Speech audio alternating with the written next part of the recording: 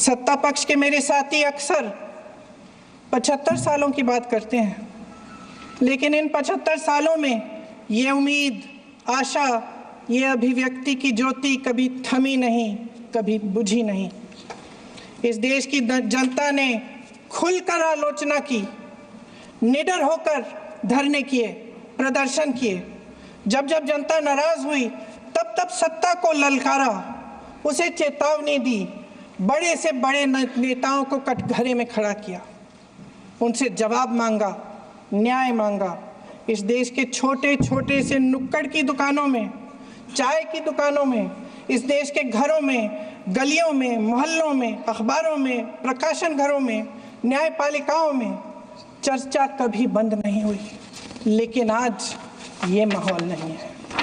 आज जनता को सच बोलने से डराया जाता है, धमकाया जाता है। पत्रकार हो या विपक्ष का नेता हो या किसी यूनिवर्सिटी का प्रोफेसर हो, छात्र संघ हो या कर्मचारियों का संगठन हो, सबका मुंह बंद कराया जाता है। किसी पे ईडी, किसी पे सीबीआई, किसी पे इनकम टैक्स, फर्जी मुकदमे लगवाए जाते हैं, जेल में डाल दिया जाता है, विपक्षी नेताओं को जेल में डाल दिया जाता है, उनको सताया जाता है। किसी को नहीं छोड़ा इस सरकार ने। देशद्रोही कह के उत्तर प्रदेश में मुझे याद है कुछ अध्यापिकाएं प्रदर्शन कर रही थी, उन पर मुकदमा डाल दिया देशद्रोही का, उन्हें देशद्रोही कह दिया। इन्होंने देश का पूरा माहौल भय से भर दिया है।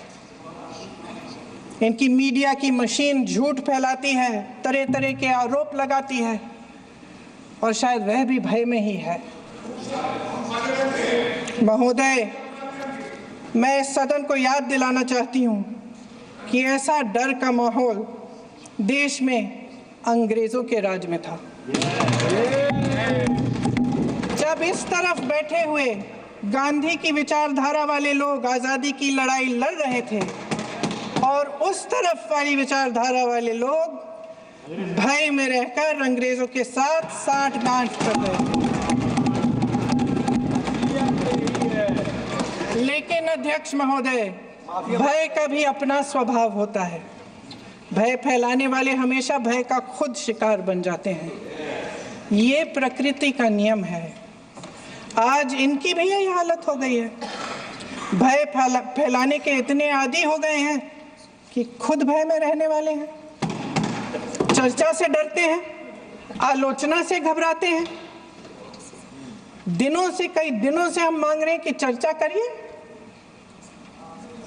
लेकिन चर्चा करने की हिम्मत ही नहीं है।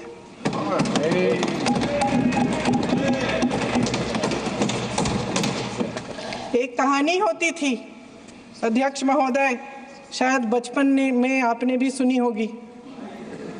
राजा भेष बदलकर बाजार में आलोचना सुनने जाता था।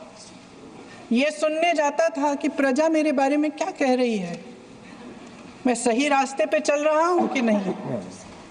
लेकिन आज का राजा, भेष तो बदलते हैं आज के राजा, शौक तो है उनको भेष बदलने का, लेकिन न जनता के बीच जाने की हिम्मत है और न आलोचना सुनने की। महोदय, मैं तो सदन में नहीं हूँ।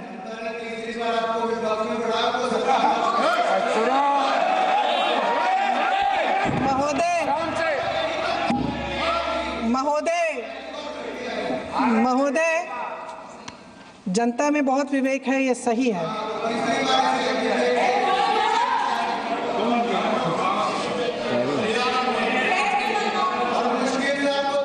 अच्छा महोदय, मैं सदन में नहीं हूँ, कुछ हाँ ठीक है, मैं सदन में नहीं हूँ, मात्र 15 दिनों से आ रही हूँ। लेकिन मुझे ताज्जुब होता है कि इन 15 दिनों में इतनी बड़े इश्यूज हैं, इतनी बड़ी बातें हैं, प्रधानमंत्री जी मात्र एक दिन के लिए शायद 10 मिनट के लिए दिखे हैं सर।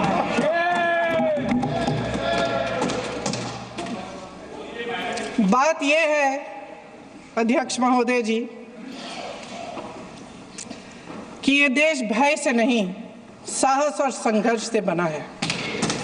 इसको बनाने वाले देश के किसान, जवान, देश के करोड़ों मजदूर और गरीब जनता है।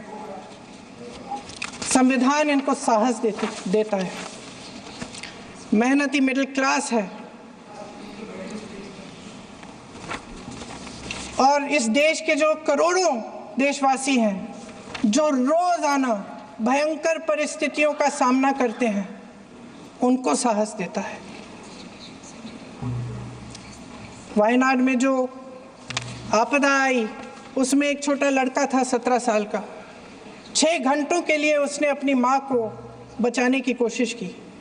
6 घंटों के लिए आप सोच सकते हैं कि अगर नदी की धारा बह रही है, नाराज है, आप अपनी माँ को पकड़े हो, 6 घंटों के लिए पकड़े रखते हो कि मेरी माँ बच जाएगी और अंत में वो माँ भी बह जाती है।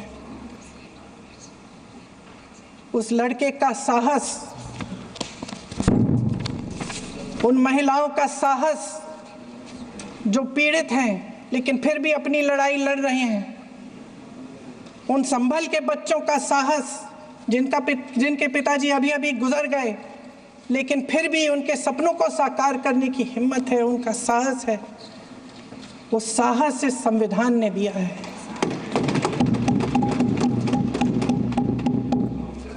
वो आत्मविश्वास इस संविधान ने दिया है। ये देश भय से नहीं चल सकता, ये देश साहस से ही चलेगा। भय की भी सीमा होती है और जब वो सीमा पार हो जाती है, जब किसी को इतना दबाया जाता है कि उसको लगने लगता है कि अब मेरे पास खोने के लिए कुछ नहीं है, तब उसमें एक ऐसी शक्ति पैदा होती है जिसके सामने कोई कायर खड़ा नहीं हो सकता। ये देश कायरों के हाथों में ज्यादा देर तक कभी नहीं रहा है। ये देश उठेगा, ये देश लड़ेगा, सत्य मांगेगा, सत्यमेव जयते। जय हिंद। जी न्यूज़।